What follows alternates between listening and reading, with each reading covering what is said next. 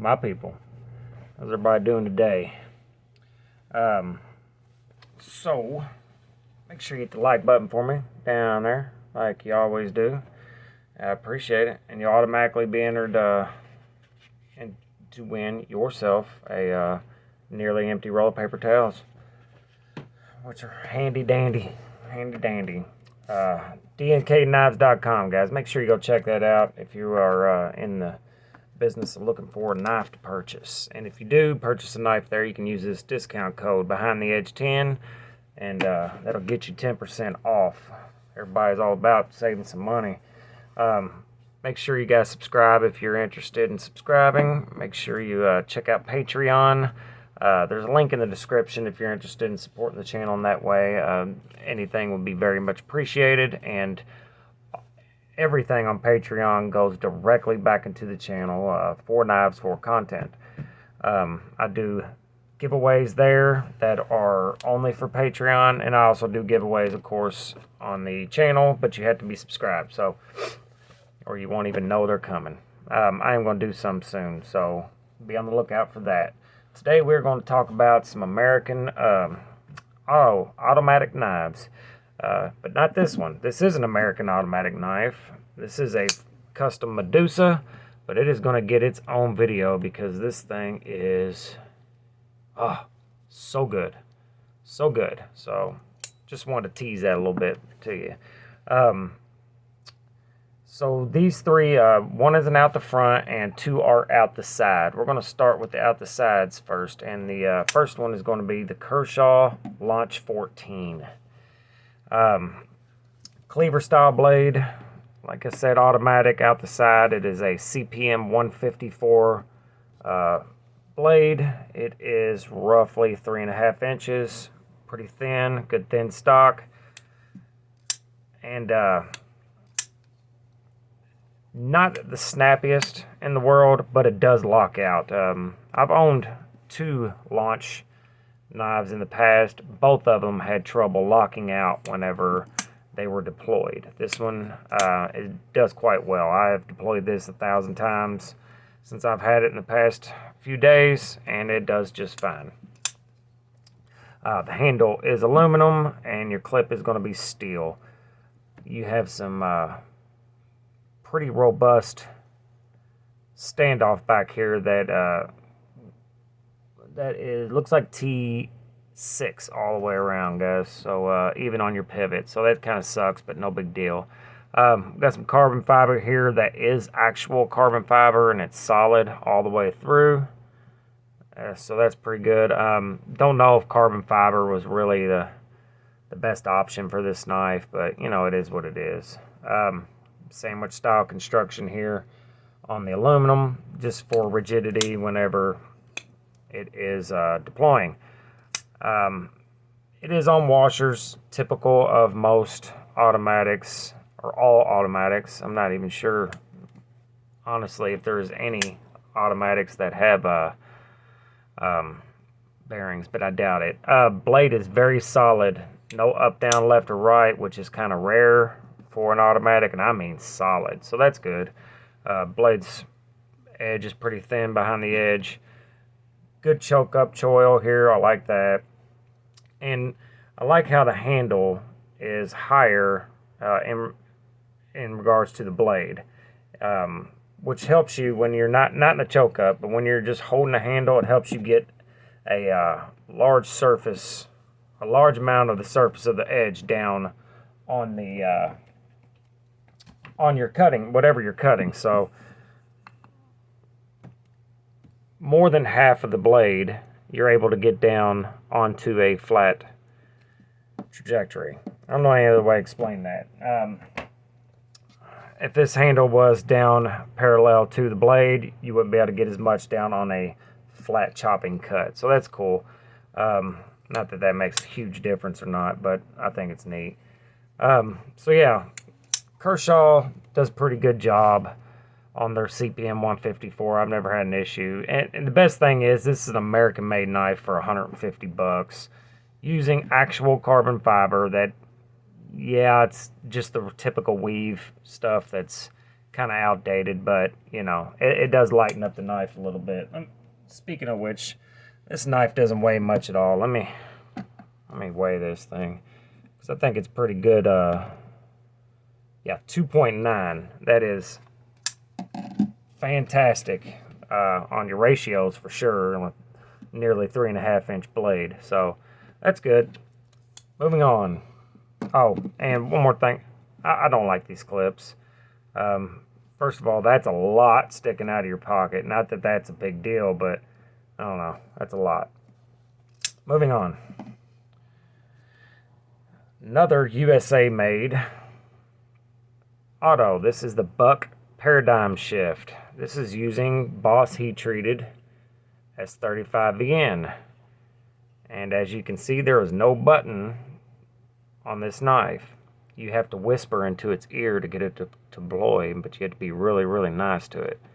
That's not true. It is a sliding bolster release.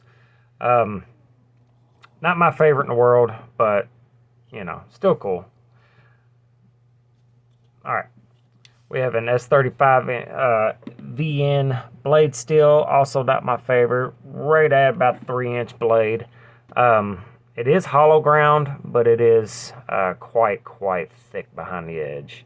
That has been the trend here lately with Buck, and that's unfortunate, especially with such an excellent heat treat, because you know it's going to be excellent coming out of Boss. But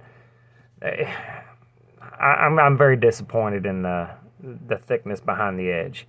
Now, you know, like I always say, you can get past a lot of that with sharpening, but you know, especially since this grind here is kind of low into the middle of the blade. Yeah, not my favorite, but it is what it is. Bolsters are aluminum. Your back spacer is also aluminum. It has a very good deep carry clip. I actually like this clip quite a bit. It is reversible to the other side, so that's cool. G10, yeah, that's G10 handle scales, and I don't particularly care for this. You know, not a big deal, but it just, and not that it makes it feel cheap, it just makes it feel weird. It's just that sound, and it's a little cumbersome to deploy. I've had a little practice out of it, but when I first got it in hand, it wasn't super easy to do. But it feels solid. A little bit of wiggle back and forth, none up and down. But a lot of autos, just to be honest, do wiggle back and forth quite a bit. The Kershaw here is just not, that's a rarity. This isn't my favorite, but I could see why people would like it. It is quite stabby. That's cool. So, yeah, I don't have a lot else to say about it. It is not my favorite, but it is what it is. That one there is running at $210. Also, remember, guys, though, you can get 10% off if you get one of these from DNK Knives, though, so that always helps. And last but not least, this video is getting kind of long. We are going to go to the out the front spectrum of the auto world, and this is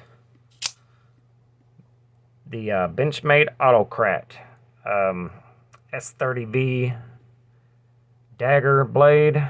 It is symmetrical, looks pretty good. It did come quite sharp, and good thing about Benchmade on their out the fronts, their blade stock is relatively thin, so you still have a usable cutting edge.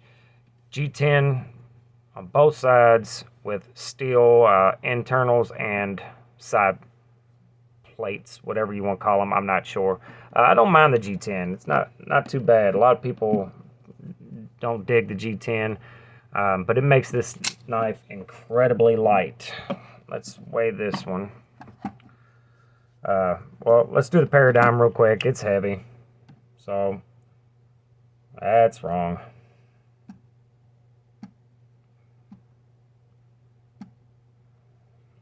Come on, man. There we go. Yeah, 4.7. It's heavy. The Autocrat is 3.9, and that is excellent for a nearly 4-inch blade. Or it's 3.75, and being it's such a large handle as well. Speaking of handles, it is quite comfortable. Very comfortable. Probably, dare say, the most comfortable large out the front I've ever held. They also have one of the best deep carry pocket clips that not only looks great, it works very good. It is reversible as well. Now, there is a couple things I don't care for on this knife. I do like the fact that it has just Torx head, so you can get inside this thing if you need to. Couple things. First, the action is kind of sludgy. It is smooth. It feels smooth, and it's kind of it just, I don't know any other way to explain it. It's just like gritty. And just, I don't know, and it feels like it's just in the button, not in the actual deploying of the blade. I wish I knew a better way to explain that, but so the action is just not great. And the last thing is, this knife is $450. Whew. That is a headshot, man. S30V, G10,